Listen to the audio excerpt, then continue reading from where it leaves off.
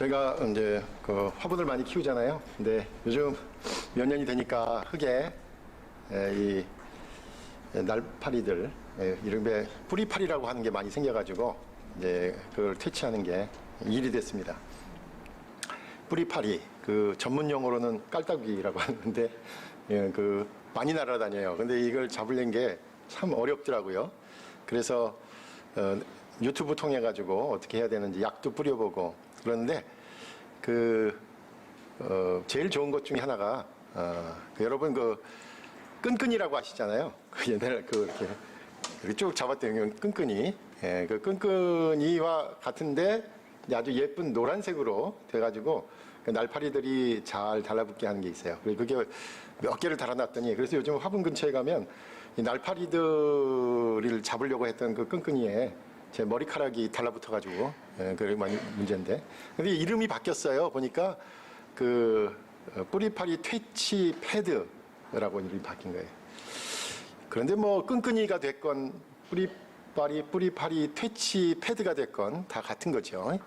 뭐 날파리가 됐건 또는 뿌리파리가 됐건 아까 말한 깔따기가 됐건 다 같은 말이죠. 제가 이 말을 하는 이유는 무엇이냐면 오늘 본문 말씀 가운데 특별히 우리가 어떤 단어를 주목해서 보는 것이 아주 중요한데 흔히 우리가 이제 또 동일한 단어의 뜻을 너무 확대 해석하는 경우들이 있는데 이른바 우리가 원어를 살펴볼 때 그런 실수를 할 수도 있다라는 거예요. 제가 오늘 이렇게 말씀을 드린 이유는 중간에 살펴볼 단어가 있기 때문에 그렇습니다. 오늘 본문은 부활하신 예수님께서 제자들에게 세 번째 나타나신 후에 베드로와의 대화를 기록한 것입니다. 디베랴 호수라고도 하는 갈릴리 해안에서 제자들의 고기를 잡는 생업의 현장에 나타나신 예수님께서는 물고기를 많이 잡도록 도와주셨고 이제 함께 식사를 하신 후에 베드로와 따로 말씀을 나누셨습니다. 그런데 대화의 장면을 살펴보면 예수님께서 베드로에게 특별한 부탁을 하신 것을 알 수 있습니다. 그래서 오늘 본문은 제자란 모름지기 이런 사람이라고 할 때 자주 인용되는 이야기입니다. 진정한 제자로 부르심을 받는 것은 공관복음에서 설명하고 있는 것처럼 예수님의 사역의 초기라기보다는 오히려 오늘 본문에서처럼 요한복음 제일 끝에 21장에 나오는 것처럼 십자가와 부활이라는 예수님의 가장 궁극적인 사역이 마무리된 시점이라는 거죠. 예수님의 사역 초기 갈릴리에서 예수님께서 제자들을 처음 부르실 때에 나를 따라오너라 라고 말씀을 듣고 무작정 따라 나선 제자들의 모습은 3년이나 함께 예수님과 같이 있었지만 제자라고 하기에는 여전히 부족한 상태였음을 알 수 있습니다. 그런데 오늘 본문은 십자가와 부활이라는 그 가장 큰 일을 겪고 난 후에 이제 진정으로 예수님께서 무엇을 하시려고 했는지에 대한 것을 알게 된 제자들이 예수님을 따르는 것이란 무엇인가? 제자란 무엇인가에 대한 질문에 답을 얻게 되는 것입니다. 그래서 오늘 본문 마지막에 오늘 읽은 마지막 21장 19절에도 바로 나를 따르라. 그러니까 공관복음에서는 예수님께서 제자들을 처음 부르실 때에 이 말씀을 하셨죠. 나를 따르라. 그런데 요한복음에는 이 십자가와 부활이라는 사역이 마무리되고 나서 마지막으로 제자들을 만나시면서 마지막에 나를 따르라 라고 말씀하신 겁니다. 그렇다면 우리가 본문을 꼼꼼히 살피면 예수님을 따른다는 의미가 뭔지, 제자가 된다는 것은 무엇인지, 어떻게 제자가 되고 어떤 삶을 살아야 하는지에 대한 것을 오늘 본문을 통해서 알 수 있습니다. 첫째는 계속 반복되는 단어이고 문장이지요. 제자는 예수님을 사랑하는 사람입니다. 오늘 본문은 전체적으로 예수님께서 베드로에게 내가 나를 사랑하느냐라고 물으신 것에 대한 베드로의 대답으로 구성되어 있습니다. 그것도 3번 물으신 것입니다. 그렇다면 예수님께서는 18장에 나오는 사건을 아신 거죠. 18장에는 어떤 일이 있었습니까? 베드로가 예수님이 체포되는 그 날에 그 자신도 대제사장의 뜰에서 신문을 받으실 때 예수님께서 그 동일한 시간에 뜰 안쪽까지 따라왔던 베드로의 행적을 아시는 거죠. 처음에 요정이 와서 묻죠. 너도 이 사람의 제자 중 한 사람이 아니냐라고 물을 때 베드로는 아니다라고 부정했고요. 또 다른 사람이 묻자 재차, 3차 부인했던 그 순간을 예수님께서 아셨던 거고, 어쩌면 그리고 나서 울었던 닭이 울음소리도 함께 들으셨던 거죠. 예수님이 3번이나 내가 나를 사랑하냐라고 물으신 것, 어떻게 보면 예수님께서도 뒤끝이 있다 이렇게 생각되기도 하고요. 아니면 예수님의 철저함, 꼼꼼함, 빈틈없음을 볼 수 있습니다. 특히 예수님께서는 반석이란 이름의 베드로를 부르셨잖아요. 이제까지 반석이란 뜻으로 베드로라고 부르셨는데 오늘 본문에서는 반석이란 이름을 안 쓰셨어요. 그렇죠? 15절에서부터 요한의 아들 시몬아, 옛날 이름을 부르고 계셔요. 친숙하니까 이렇게 부를 수도 있겠지만 또 한편으로는 베드로와 같은 믿음의 행동에 대한, 행동이 없는 것에 대한 질책일 수도 있어요. 너 믿음 없는 행동하지 않았느냐? 베드로란 이름에 합당하지 않다 이거죠. 반석이다라는 베드로보다는 신앙이 있기 이전의 옛 이름으로 부르신 것을 볼 수 있습니다. 그렇다면 오늘 본문은 결코 베드로를 모든 제자보다 뛰어난 수제자로 인정하려는 예수님의 승인이라고만 볼 수는 없다는 겁니다. 대개 내가 이 사람들보다 나를 더 사랑하느냐라는 질문만으로 분명히 다른 사람들보다 베드로가 예수님을 더 사랑하니까 수제자로 인정하고 승인하는 것이라고 해석되곤 했습니다. 특별히 어떤 그 교직을 강조할 때는 이게 아주 반복돼서 특별히 베드로는 다른 사람들보다 예수님을 더 사랑한 사람 이렇게 인용되었던 것이죠. 근데 여러분 성경을 보시면요, 거기에 각주가 달려 있어요. 이 사람들보다, 그리고 각주가 달려 있는데 밑에 보세요. 이렇게 읽을 수 있어요. 이것들보다. 그럼 전혀 뜻이 달라져요. 만약 베드로에게 예수님께서 이것들보다 나를 더 사랑하느냐로 읽으면 이런 의미가 될 겁니다. 베드로가 살기 위해서 가장 중요시했던 것들, 예수님과 베드로가 가까이에서 볼 수 있는 어떤 물건들, 이 배와 이 그물들보다 나를 더 사랑하느냐. 지금 153마리를 잡았죠. 이 물고기 153마리보다 나를 더 사랑하느냐. 이렇게 읽을 수 있습니다. 실제로 마태복음 4장 19절에서 예수님께서 처음 제자들을 부르실 때, 베드로를 부르실 때에 나를 따라오라, 내가 너희를 사람을 낚는 어부가 되게 하리라 라고 명령하시자 제자들이 배와 그물을 버려두고 따랐음을 기억할 필요가 있을 겁니다. 오늘 베드로에게 이 사람들보다 내가 나를 더 사랑하느냐라고 물으신 것은 그가 다른 사람들보다 사랑의 강도가 더 큰 것을 물은 것이 아니라면 우리는 베드로에게 자신이 가장 소중하게 여기고 그것 아니면 자신의 정체성이 무너진다고 여기는 그것들보다 예수님을 더 사랑하는지를 묻고 있다고 할 수 있습니다. 그렇다면 이 질문은 더 큰 의미를 갖고 더 큰 울림으로 다가올 것입니다. 만약 다른 사람의 사랑의 강도보다 더 큰 사랑을 묻는 것이라면 이 질문은 상대적인 차이를 드러내는 것으로 들립니다. 그렇다면 다른 사람들의 지도자로 세우기 위해서 하신 말씀이 되겠고요. 결국은 베드로라는 수제자를 세우기 위한 것이며 특별히 어떤 직임, 어떤 직책을 맡길 때 요구되는 질문으로 받아들여질 수 있을 겁니다. 그래서 특히 목회자가 될 사람을 위한 말씀이라고도 할 수 있겠죠. 그래서 오늘 본문은 목사 안수식에서 가장 많이 인용되는 본문 가운데 하나이기도 합니다. 그런데 제가 제안한 것처럼 베드로에게 예수님께서 네가 가지고 있는 것들보다 더 사랑하느냐 라고 묻는 것이라면 이 질문은 우리 한 사람 한 사람 모두에게 물으시는 절대적인 질문이 되며 배타적인 질문이 됩니다. 그리고 우리가 이제껏 원하는 것을 소유하기 위해 그렇게 아등바등 살아왔는데 그 모든 것보다 주님을 더 사랑하느냐라고 물으시는 것이 됩니다. 그리고 진정한 신앙인은, 그리고 제자라고 불리는 사람은 그 무엇보다 예수님을 사랑하는 사람이어야 한다는 사실을 드러내게 됩니다. 저와 여러분이 이렇게 어려운 시절에 한자리에 모인 것, 그리고 함께 모일 수 없는 분들은 동일한 시간에 한 분 하나님을 생각하며 예배하는 것은 다른 이유가 아니라 그분을 사랑하기 때문입니다. 처음에는 이곳에 있는 어떤 사람이 좋아서 또는 어떤 프로그램이나 또는 어떤 다른 이유가 있었을지 모르지만 궁극적으로 교회는 예수님을 사랑하는 사람들의 모임입니다. 그리고 앞으로도 우리는 예수님을 사랑하는 일에 함께 할 것입니다. 그 단순한 사실에서 출발했고 그 단순한 사실을 반복하며 고백할 것입니다. 의식이 허락되는 최후의 순간까지, 그리고 그 이후에 어떤 상태가 준비되어 있더라도 예수님을 사랑하는 생각과 말과 행동을 우리는 끝까지 유지하길 원하고 소망합니다.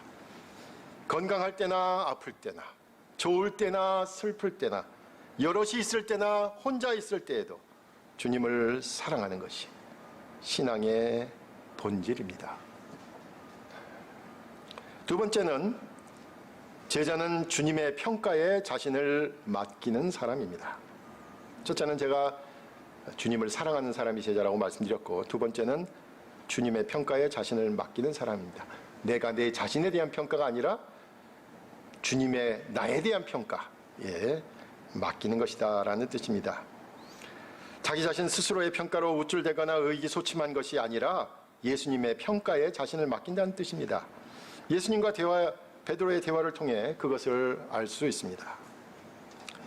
사실 제가 모두에도 말씀드린 것처럼 오늘 본문에 대한 해석 가운데 많이 들었던 하나의 패턴이 있습니다. 사실 어제까지도 저는 그 이야기를 가지고 저도 이렇게 되게 이제 설교를 구성했었어요. 그러다가 오후에 전혀 다른 참고서를 읽고서 어이구 이게 아닐 수도 있구나라는 생각을 했습니다. 그 내용은 뭐냐면, 많이 소개된 해석은 여러분도 많이 아시는 내용일 것 같아요. 제가 이 얘기를 안 할까 하다가 이 얘기를 또 안 짚고 넘어가면 또 안 될 것 같아서, 많이 들었던 해석은 뭐냐면, 예수님과 베드로가 사용한 이 사랑이라는 단어가 헬라어 원어에 차이가 있다라는 분석입니다. 그 사랑이라는 단어가 몇 개가 있어요, 헬라어에는. 근데 여기서 비교되는 건 뭐냐면 크게 두 가지 단어죠. 아가페라는 단어 아시잖아요. 전적인 사랑, 하나님의 사랑.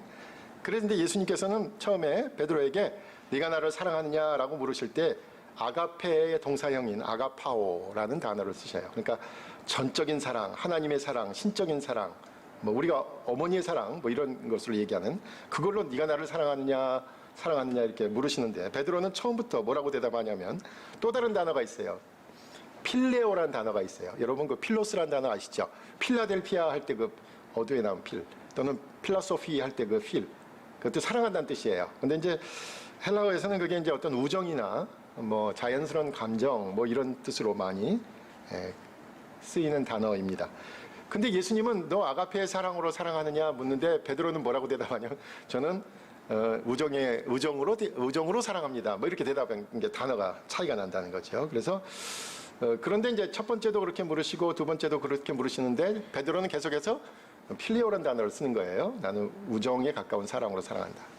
세 번째 예수님께 물으실 때는 이제 베드로의 표현을 바꿔서 네가 필레오로 사랑하느냐라고 하니까 베드로가 필레오로 사랑한다. 그러니까 어떻게 보면 사랑이라는 단어가 맞춰졌다.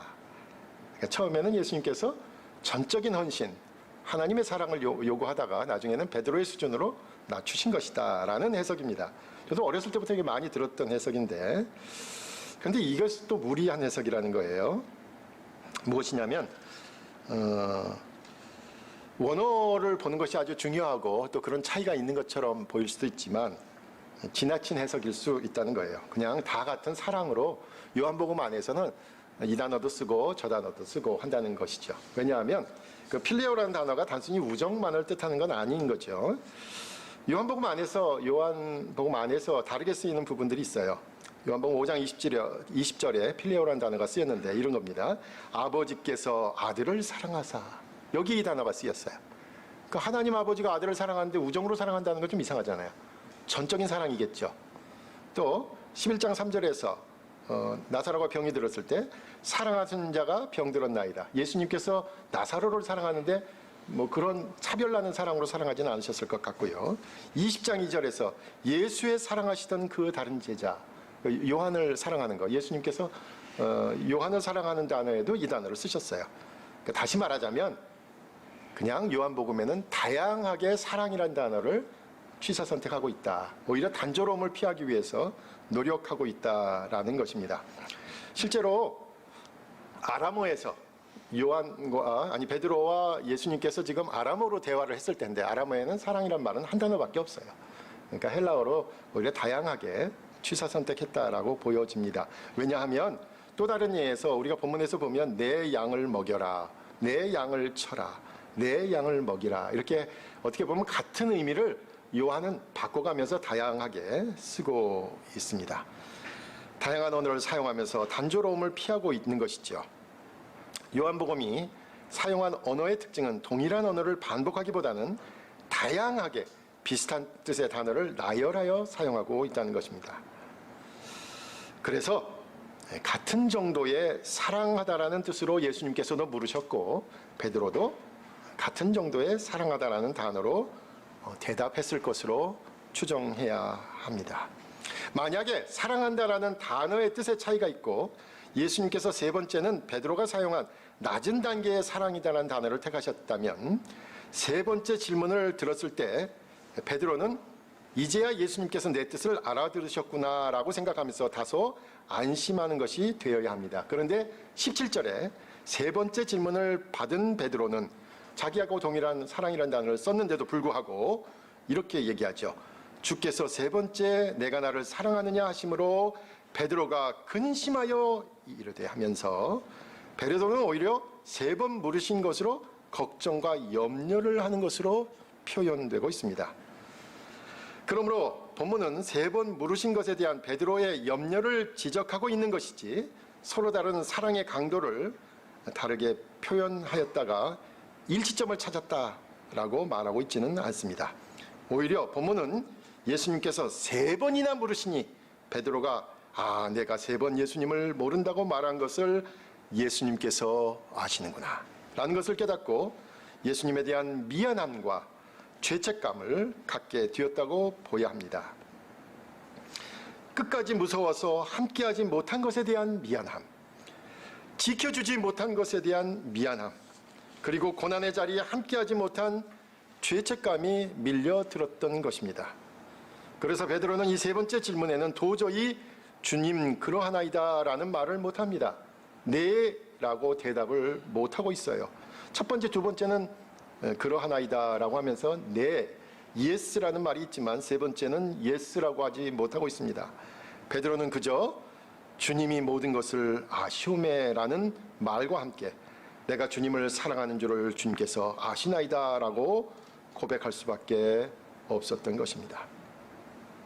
그렇다면 본문은 주님과 베드로가 사랑이라는 단어로 줄다리기를 한 것이 아니라 베드로 자신이 스스로 자신에 대해서 생각하는 것보다 베드로에 대한 주님의 생각이 중요하다는 사실을 인정하고 받아들이며 수긍하는 것으로 보아야 합니다. 주님께서 나를 아신다라는 자각입니다. 예수님께서 나의 모든 것을 아신다라는 자각입니다. 그리고 바로 그 주님의 판단이 중요합니다. 처음에 질문이 시작될 때 베드로는 분명히 예수님을 똑바로 쳐다볼 수 없는 일을 저질렀다는 자괴감이 있었을 것입니다. 그래서 그것을 묻어두고 싶었고 말하고 싶지 않았고 피하고 싶었을 것입니다. 그런데 예수님께서 모든 것을 아신다는 것을 깨닫는 순간 자신의 과거의 잘못은 이제 더 이상 예수님과 자신 사이에 벽으로 작용하지 않는다는 것을 인정한 것입니다. 내가 나에 대해서 스스로 갖는 과거의 잘못이나 실패나 죄악에 대해서 예수님께서 그 모든 것을 아시기에 이제는 내가 나 스스로에게 갖는 과거의 행적에 대한 평가가 중요한 것이 아니라 지금 여기서 주님께서 나에게 하시는 평가가 중요합니다. 과거에 매여 있는 내가 나 스스로에 대한 평가가 중요한 것이 아니라 주님께서 지금 이 순간 나를 어떻게 생각하시느냐가 중요합니다. 제자는 내 스스로의 평가가 아니라 바로 나에 대한 주님의 평가에 자신을 맡기는 사람입니다. 과거의 삶에 매여 있는 것이 아니라 지금 이 순간 나에 대한 주님의 평가에 나를 맡기는 사람이 바로 제자입니다. 그리고 지금 이 순간 우리를 향한 주님의 평가는 나를 사랑하느냐? 라는 주님의 질문에 대한 답에 달려 있는 것입니다. 첫 번째는 제자는 예수님을 사랑하는 사람이라고 말씀드렸고요. 두 번째는 예수님의 평가에 맡기는 사람이다. 마지막으로 세 번째는 주님의 양을 돌보는 사람이 바로 제자입니다. 예수님께서는 세 번이나 내가 주님을 사랑하는 줄 주님께서 아시나이다 라고 고백하는 베드로에게 내 어린 양을 먹이라, 내 양을 치라, 내 양을 먹이라 라고 부탁하셨어요. 무엇보다도 주님의 양은 예수 그리스도의 이름으로 모인 신앙 공동체를 의미할 것입니다. 함께 신앙의 성숙과 신앙의 성장을 위해 서로 권면하고 모이기에 힘쓰고 격려하며 기도하는 공동체입니다. 성숙학 신앙인들은 신앙 공동체를 위해 함께 지혜를 모으고 의지를 모으며 정성을 모읍니다. 그것이 주님을 사랑하는 그 사실을 표현하는 방법입니다. 무엇보다도 서로의 신앙의 성숙을 위해 기도합니다. 서로의 어려움을 나누고 도울 방도를 모색합니다. 서로의 안타까운 사연을 때로는 은밀하게 또 때로는 드러내놓고 기도와 도움을 모색합니다. 그렇게 서로의 삶을 나누는 훈련을 하는 것입니다. 때로는 사회적으로나 경제적으로나 정치적으로 함께해야 할 문제에도 나설 때가 있을 것입니다. 때로는 세상 문화와는 다른 기독교 대안 문화를 만들고 향유하며 뻗들이는 일도 해야 합니다. 그렇게 이 험한 세속에 대항해서 주님을 믿는 믿음으로 살아내자고 서로를 격려하고 위로하며 살리는 일을 해야 합니다. 오늘 예수님께서 베드로에게 세 번 내가 나를 사랑하느냐라고 물으신 것과 세 번 주님을 사랑하는 줄 주께서 아시나이다 라고 대답하는 베드로의 이야기에서 제자는 주님을 사랑하는 사람이고 자신에 대한 주님의 평가에 맡기는 사람이며 주님의 양을 먹이는 사람임을 알게 됩니다. 그리고 이 모든 것은 바로 이것이 19절에서 말한 것처럼 주님을 따르는 것임을 알게 됩니다. 제자는 주님을 따르는 사람이며 위에서 말한 세 가지 주님을 사랑하고 주님에 대한 평가에 맡기는 사람이고 주님의 양을 먹이는 사람입니다. 그런데 오늘 본문 마지막 부분에 18절과 19절에서 베드로의 앞으로 일어나는 일을 밝히고 있어요. 이 본문은 아마도 베드로의 최후를 알고 나서 기록됐겠죠. 시대순으로 보자면. 그래서 19절의 본문은 어떤 사본에는 없는 해석이다라고 되어 있습니다. 그래서 여러분 어떤 성경에는 19절이 또 괄호가 되어 있어요. 예, 없어요 19절이. 근데 19절은 해석이죠. 그러니까 요한복음의 해석입니다. 늙어서 다른 사람이 베드로의 팔을 벌려서 원하지 않는 것으로 데려가리라는 것은 바로 십자가에서 최후를 맞았다라는 것을 해석하고 있습니다. 그렇다면 적어도 베드로에게 있어서 주님을 따르는 길은 바로 십자가의 자리에 가는 일이었습니다. 저와 여러분에게 있어서 십자가는 과연 무엇일까요? 종교의 자유가 있는 세상에서 성경의 십자가를 문자적으로 받아들일 수는 없을 겁니다. 여러분이 교회를 간다 그래서 신앙을 갖고 있다 그래서 구속이 된다거나 체형이 가해지지는 않을 겁니다. 그렇다면 우리에게 십자가는 뭘까요? 이른바 날마다 죽는 것이죠. 자신의 욕심과 욕망과 야망을 죽이는 겁니다. 매 순간 어떻게든 더 많이 가져라, 더 높이 올라가라는 유혹을 끊어내는 것입니다. 그리고 19절에서 베드로가 죽음을 통해서 하나님께 영광을 돌린 것처럼 하나님께 돌아가야 될 영광을 자기가 차지하는 것에서 멀어지는 것입니다. 저는 수업 시간에도 그렇고 성경 공부 시간에도 자주 묻는 질문이 있습니다. 누가 이 베드로가 3번이나 부인했다는 이야기를 하고 다녔을까? 네, 그러죠. 어린아이가 와가지고 베드로에게 너도 저 사람하고 같은 사람 아니냐, 같은 제자가 아니냐 뭐 이랬을 때 베드로가 3번이나 부인한 이야기가 성경에 기록되어 있는데 사실 그 베드로하고 그 여자아이하고밖에 모르는 이야기 있잖아요. 그리고 이게 덮어두고 싶은 이야기인데 이거 다 알려져가지고 2000년이 지난 지금 저나 여러분이나 모르는 사람이 없어요. 그죠? 베드로가 부인한 이야기를. 누가 이 이야기를 하고 다녔을까? 그 은밀한 이야기. 베드로 자신에게는 너무나 자존심이 상하고 자괴감이 드는 이 이야기를 누가 이야기해서 우리 모두가 알게 되었을까? 제 생각은 베드로의 실패담은 베드로 자신이 하고 다녔을 것으로 생각이 됩니다. 그래서 성경에까지 기록되었겠죠. 베드로 자신이 후에 설교할 때마다 지금은 제자로서 이렇게 주님을 증거하고 다니지만 주님과 함께 3년이나 동행하고서도 주님께서 체포되시고 신문을 받으실 때는 죽는 것이 무섭고 두려워서 예수님을 모른다고, 관계가 없다고 저주하였던 사람이 바로 여기 서 있는 이 사람입니다 라고 많은 사람들 앞에서 고백했을 겁니다. 그리고 자신은 완벽해서가 아니라, 완벽해서 제자로 부르신 것이 아니라 겁이 많고 두렵고 어찌할 바를 모르는 상태일 때, 바로 그때 자신을 부르셨다라는 것을 알렸을 것입니다. 이것이 바로 주님의 은혜라고. 베드로가 완벽했을 때 부르신 것이 아니라 그가 여전히 두렵고 떨고 어찌할 바를 모르고 도대체 신앙생활을 어떻게 해야 되는지, 이 어려운 때에 우리의 신앙을 어떻게 지켜야 하는지 모를 때, 그때 부르셨다라는 것을 이야기하고, 그래서 그것이 은혜다라고 말했을 것입니다. 예수님께서는 제자로서 실패한 아픈 과거가 있는 베드로에게 다가가서 내가 나를 사랑하느냐라고 물으신 것입니다. 저와 여러분도 이 질문에 네, 주님을 사랑합니다 라고 고백할 수 있기를 바랍니다.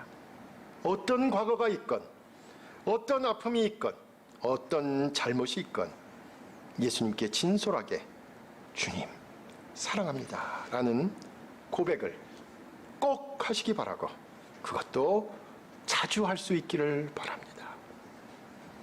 그리고 이제 주님의 신앙 공동체 안에서 함께 하나님께 영광을 돌리기 위해 주님을 따르는 우리 모두가 되시기를 간절히 부탁드립니다. 기도하겠습니다. 설교에 대한 질문 있으시면 해주세요. 네, 말씀하세요.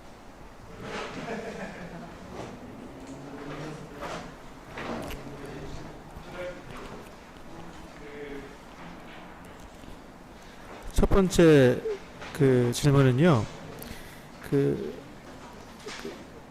요한의 아들 시몬아, 내가 이 사람들보다 나를 사랑하느냐, 이 문장에서요. 그러니까 다른 사람들을 사랑하지만 예수님을 더 사랑하느냐라는 그 문장으로 저는 이해를 하는데, 그 앞쪽에 보면은 다른 사람들은 다 예수님을 떠나도 본인은 안 떠나겠다라고 한 부분이 있지 않습니까? 거기서 대꾸되는, 비교되는 그 의미로 해석이 될 수 있는 여지가 있는지가 첫 번째 질문이고요. 아까 목사님 말씀하시면서 그 나를 사랑하느냐라고 3번 질문을 했다, 그 측면에서 그 말씀하시길 필레오하고 아가페라고 말씀하셨는데, 거기에 대해서 그렇다면 제가 한번 생각을 해봤는데요. 거기 내 양을 먹이라고 이제 3번을 말씀하셨어요. 근데 보면 혹시나 거기 보면 양을 먹이라고 할 때 양의 표현이 영어 단어가 조금 다르더라고요. 하나는 첫 번째가 램이고 그 다음에 sheep인데, 혹시 이 부분에서도 그 연결돼서 쓰여진 부분이 있는지 아니면 그냥 쓰여졌을까, 한번 그거를 좀 궁금해서 여쭤보고 싶습니다.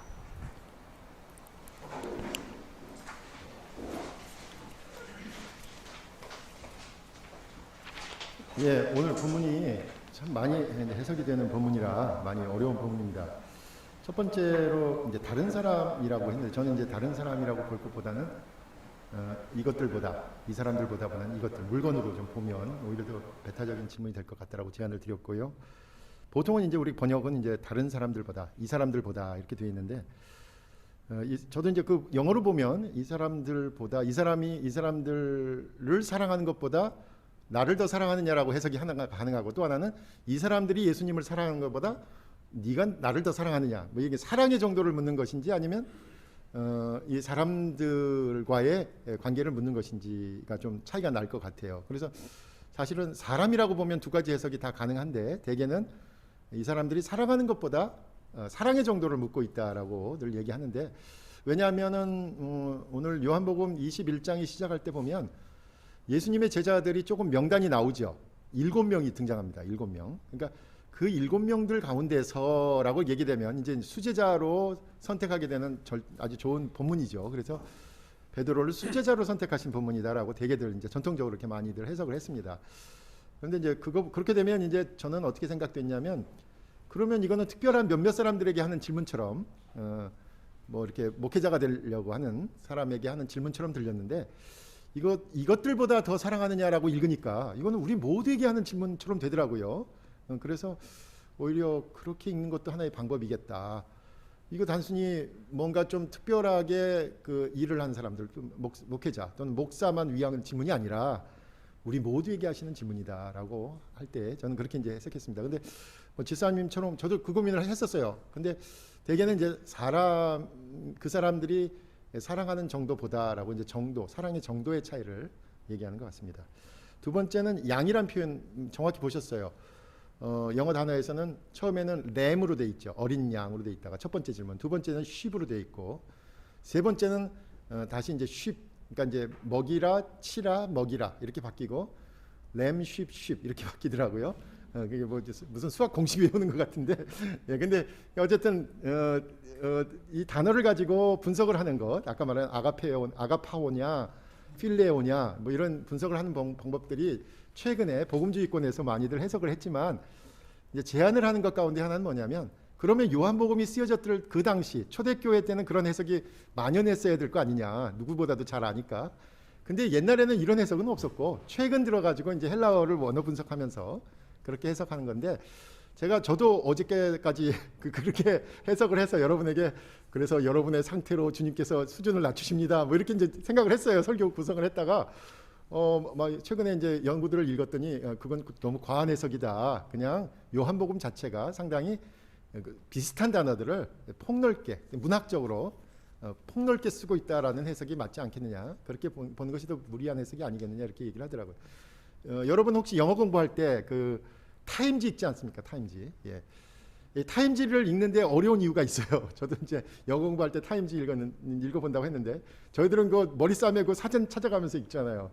그 미국 사람들 화장실에서 읽는 거거든. 근데 우리는 모여가지고 타임반 하고 하는데, 그게 왜 어렵냐면 동일한 단어를 안 써요. 뭐 가다라는 단어도 뭐 계속 바꿔요. 나중에 찾아보면 가다야, 가다 이것도 가다인데 동일한 단어를 안 쓰고 계속 단어를 바꾸죠. 그러니까 막 어렵죠. 단어를 모르는 단어들이 나오지만. 그래서 오히려 요한복음을 읽을 때 그렇게 풍성하게 단어를 바꿔가고 배열하고 있는 그 미학적인 차원에서 읽어라, 이렇게 제안을 하는 것이 저는 좀 더 타당하게 들렸습니다. 예, 감사합니다. 아주 어려운 질문인데.